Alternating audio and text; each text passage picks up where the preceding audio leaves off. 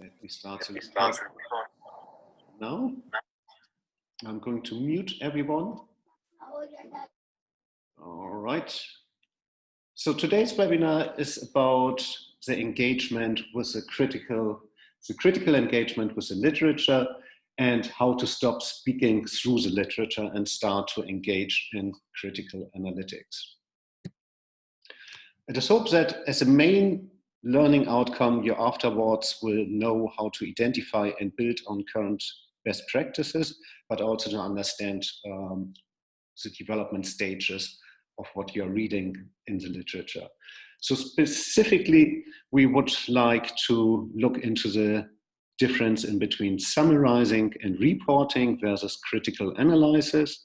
We then will provide means for you to assess where you are in your writing and critical engagement skills.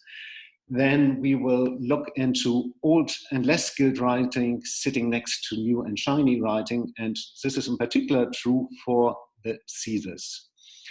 And of course, we look into problems and solutions and what's the difference in between the one and the other.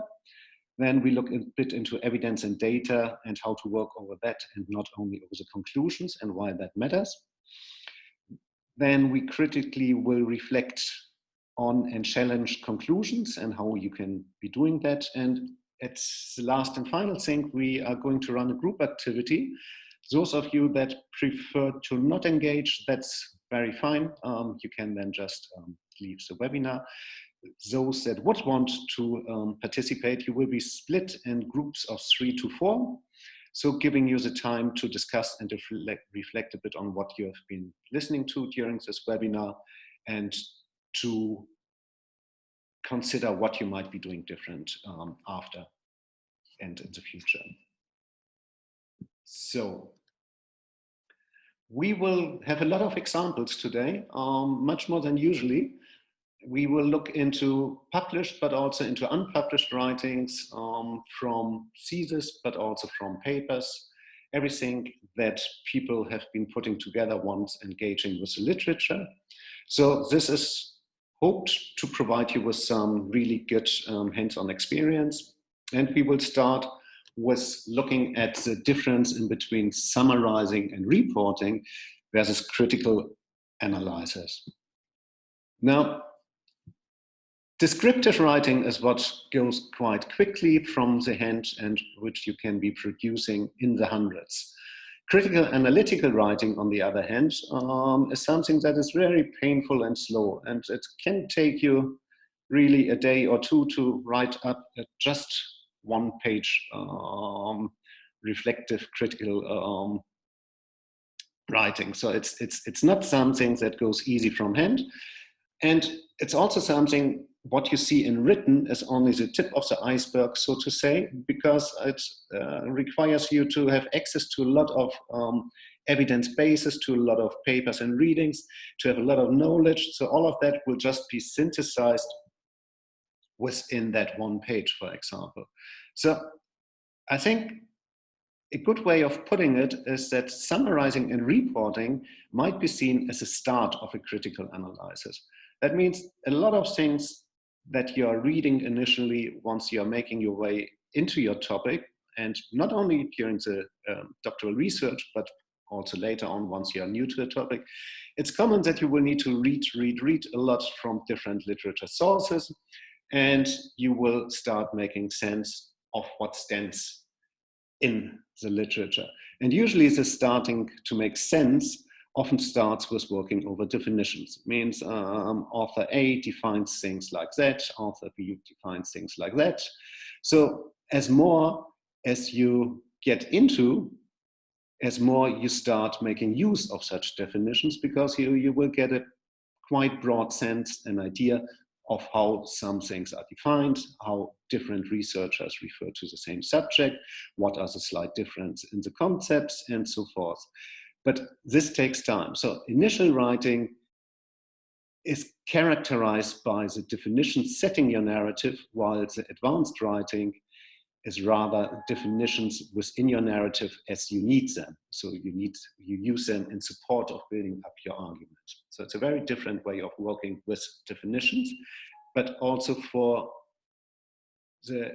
for you as a writer, it's a very good mean to see where you are in your writing, but we will come to that soon. What that also means, working over this definition, is that initial writing much more puts the messenger as a narrative, while advanced writing has a message as a narrative. Now, a typical example is exactly that students start saying, author A was saying, author B was saying, and you have a grouping of people saying something, which comes down into definitions or other things. And this is mainly geared to yourself. It's writing that is useful for yourself, but it's still not that useful for others, unless those others are studying the same things as you. But as you advance and mature, you will start using what stands in the literature, and it will become a much more contrasting way of writing, so that the message becomes the narrative of what you really want to look at.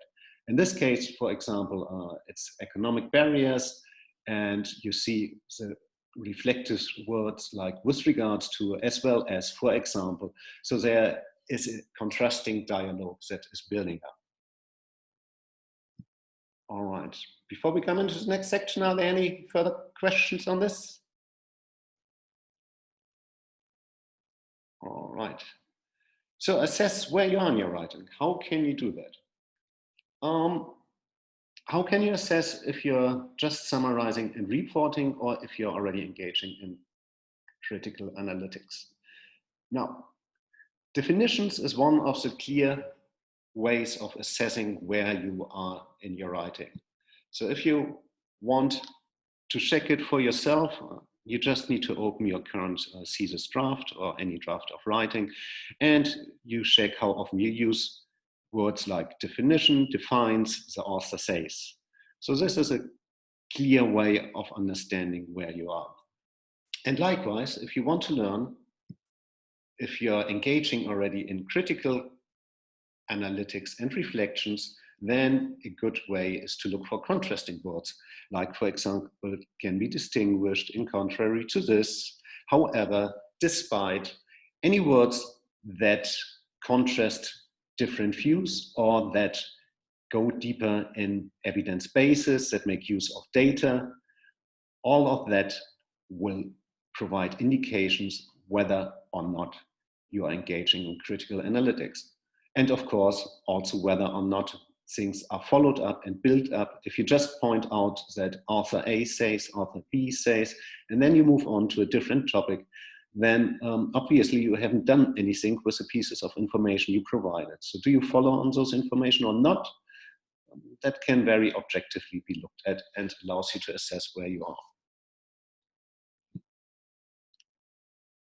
Now, one of the uniquenesses, and in particular once it comes to the thesis, less once it comes to published literature like journal articles and so, is that old and less skilled writing is sitting neatly and nicely next to new and shiny writing. The reason being is you work for a duration of 3 to 8 years on your thesis, and you will have started by year 1 or 2 to write things down, initially over definitions, and that grows in size. And at one point in time, you might end up with 100, 200, 300 pages. And those are from different development stages. So it's very unlikely that a student in year 4 restarts writing a thesis from scratch. It's rather like an old house that will be a bit renovated here and there, and therefore you have some newer parts and some older parts that's sitting next to each other. So let's look into 5 different examples on different types of writing. In this case, you see a summarising, which is targeted at telling us how things work. So it's a specific circumstances of why that piece have been written for. And likewise, you will find that in your thesis. You will have parts that just summarize how things work. What you will also see a lot in your thesis, and generally speaking, is reporting. Reporting is very useful once you are describing processes. How have things been done? How have you come from A to B? What have you been doing? And as a matter of fact, summarizing and reporting in the initial parts of the thesis is likely the overwhelming majority. And not too often, unfortunately, it also stops there. And once a student goes in the viva, it will be quite challenging to defend a thesis that only consists of summarizing and reporting what people have been doing. But nevertheless, description of processes has its purpose, and therefore it's justified to have reporting in the thesis. Now, the really meaty part, however, is once it comes to the critical analytics. Obviously, a summary is needed, some reporting too, but then it comes to contrasting views and to look really into different sides and how they compare different evidence bases. Now, this obviously will only be worked out gradually. So it's not to be expected that at the beginning of your thesis, you will see such critical analytics immediately in your thesis. But as said, and this is an example, early writing example from my own thesis, you start over definitions, you write things up rather because you make sense out of the literature, and then slowly you go the next step and try to engage in analytics, and that at the beginning looks still very light, let me put it like that. And then slowly you will rework the argument over time as your analysis continues, which then will lead to the point that you have still old writing parts that are sitting next to new ones. Now, this is to be expected from any thesis, and this is something that makes it very dangerous and difficult for doctoral students to try to benchmark their writing against the writing of theses that made it through, because they are thought to be good enough. But yeah, they might have made it through and they might be good enough, but which of the parts are good enough in that thesis? Do you know? Can you evaluate that? Your supervisor certainly will be in that position and will see it and spot it easily, as here shown in this example. It's quite obvious what are the blue parts and what are the green parts. So if you build on the work from others, other theses notably, you need to be aware that there are different development stages sitting next to each other, and you need to evaluate from which parts are you picking up. Are there any questions up to now? Good. Let's move into something that is perhaps quite obvious, but also a major reason why students struggle. There's a difference in between problem and solution focus, and likewise, it's different how you read the literature, but also how you engage with the literature. Now, this is an example taken from a thesis, and as you can see from the highlighted words in yellow, they are all negative. Worrying, threats, urgency, not immediately react to future problems, threats, concerns, barriers, greater threats, inaction. So everything that's dark, unwanted. Yes, that's a problem, and that's a problem-based way of working. So whatever is shiny, it's likely not a problem. So understand that if you're working over problems, that will make it very different how your work emerges. And if you're looking for solutions, the likelihood is great that the questions are also asking for solutions. And this actually does matter. Now, I've put out here an example that I found at the web. According to the university mission statement, the university seeks to provide students with a safe, healthy learning environment. So that's a positive outcome expectation, and solution geared, that's fine and fair. Dormitories are one important aspect of that learning environment, since 55% of the students live in campus dorms and spend a significant amount of time working in the dorms. Now, the problem with the dorms is, however, that there are no air conditions in it. So it's getting very, very hot.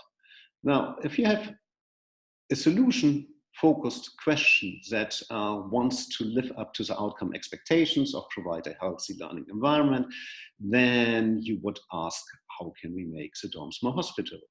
And you go ahead from there. While if you have a problem-focused research question, then you ask, why are there no air conditions in the first way?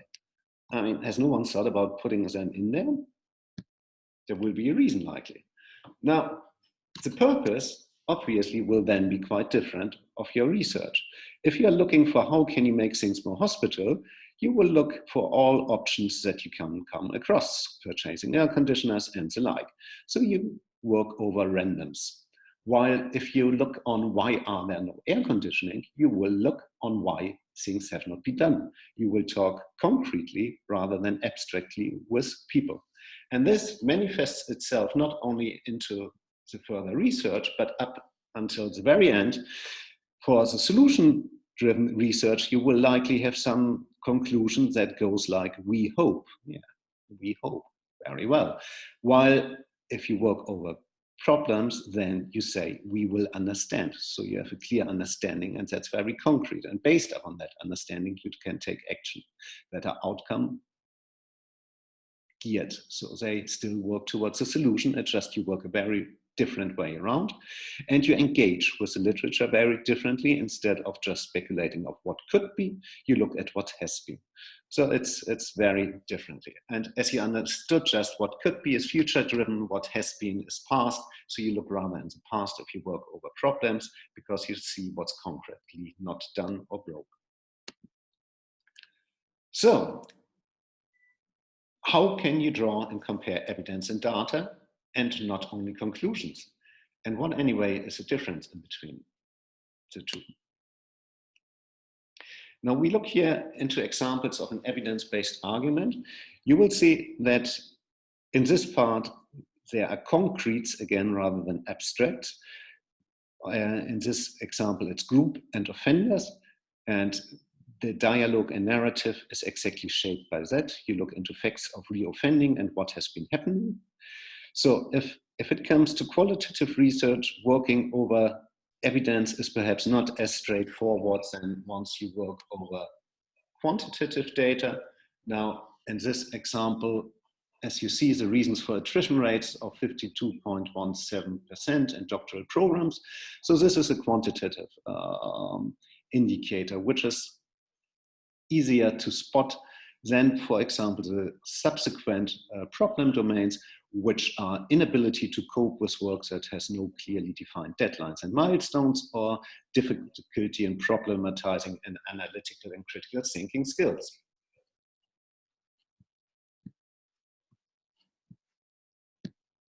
So, sorry, I just needed to mute everyone again. While if you work over the conclusions, then again, you come to a sort of summarizing and reporting, which is outlined in the yellow example on the right side. So it's a very different way of working, and it's much more obvious once you do quantitative research than it is once you do qualitative research, because qualitative research works very much with words and descriptions. So you always have some descriptive elements in there. But it's clear difference. And as we are there, it's scarily high, the number of attrition rates that you see indeed in doctoral programs. Each second of you won't finish. And exactly reasons for that are inability to cope with work that has no clearly defined deadlines and milestones, and exactly what today's webinar is about, difficulty in problematizing and analytical and critical thinking skills. So just in terms of advice. So, but coming back to drawing conclusions or working over conclusions is dangerous. I don't know about where you have been raised, but in Germany, the silent post game in school, in primary school, was quite popular, and it's funny which type of outcomes it can produce. Now, the same goes if you work over conclusions in the literature, because you will just work over conclusions that someone took from other conclusions that someone took from other conclusions. So, and some people might or might not have looked into data, and they might or might not have interpreted them differently. So I think it's very important that you also work, and I say also because obviously you can't check each and every study, but for what is in the core area of your research, you better work over the data and evidence and compare what people found and concluded, and whether on not you can agree with that. Basically, can you tell how conclusions have been reached? Do you know under what conditions they have been reached? Do the arguments seem to be plausible with you? And are there different arguments anyway? Or is someone just trying to make his point or her point? So I think this is very important to understand. Not every piece of paper can be looked into in detail, but what really matters for your research, make sure you look into the evidence base. And obviously, the conclusions are drawn at the end only, and it's not a starting point. Starting point are your assumptions, but not the conclusions. And obviously, quite obviously, there is no rule without exception, and the conclusions are surely not the end once it comes for your thesis research project, because after you reach the conclusion, still a lot of work is ahead of you, such as going back and revisiting the research question, adapting to literature review, putting a consistent narrative into your thesis, understanding the key terms and how they are used, and finally doing the final writings, introduction chapter, abstract, and the like, and entering the viva, and afterwards doing everything again a bit. So no rule without exception. Now, in the final part of this webinar, we will look at how to critically reflect on and challenge conclusion put forward in the literature. Now, I picked up 2 examples for this. Let me quickly read that out. Brown maintains that leadership is an essential quality in nursing. This is confirmed by the recent requirements of the NHS plan. This plan has emphasized the importance of introducing the transformational model of leadership. Smith explains that this is a leadership which involves the use of charisma and interpersonal skills to enable achievement. Jones argues that the key characteristic of transformational leadership is empowering others to achieve. In my own experience, a leader with transformational qualities can make any team member feel that they have a useful part to play in the organization. This is confirmed by Fear, who argues that transformational leadership increases feelings of self-worth and capability in their team members. Now, before I go and look into this argument in detail, I think it's a prime argument for speaking through the literature and speaking quite strongly and self-confident. I would say that example shows, in my own view, in my own experience, a leader with transformational qualities can make any team member feel that they have a useful party to play in the organization. And guess what? Fee in 2001 confirmed the view of the author. Quite obviously not. What the author wanted likely to say is that Fee in 2002 was conducting a similar study that had results that are well aligned with the experience of the author. Now, this is a hell of a difference. However, thesis writing is full of this type of speaking through the literature rather than critical engaging with the literature. And it's quite obvious to spot for everyone who's skilled in writing. So make sure that you don't speak through the literature and try to back up your point by saying, hey, that author has said that this is the case. No, certainly not. They might have found out something similar based upon the data and evidence that they gathered. But how do those data and evidence compare to your data and evidence? And how can the conclusion from them be compared to your experience and what you would like to conclude? So, and this is an argument which shouldn't be tested, but written. And this is a critical and analytical writing that one will want to see in your thesis. Now, let's look on some further reflections. So, the citation is not really explored or interpreted by the student. The student does not go far enough in trying to explain, justify these feelings. The student does not question, evaluate the evidence from the literature and therefore shows limited critical thinking. So this is a type of verbalization that you would see in your viva examination report where your thesis had been evaluated. So, and you don't want to see that, presumably. Let's look into another piece of writing. It's quite lengthy and we are not going through that in detail, but you already can see it works with data, it has contrasting words, and now let's, okay. Now, it pays attention to the detail. It picks up on the introduction. It has good use of verbs, purposes, focus. It has signaling. It engages in judgment, but in a balanced judgment to the extent that it expresses certainty with limit overgeneralizing. It puts recommendations out, and it shows a mixed response. So it's balanced, critical. So this is the type of writing that you likely would want to achieve within your thesis. And now we come to the group activity. And with this, let me see how I can stop the recording.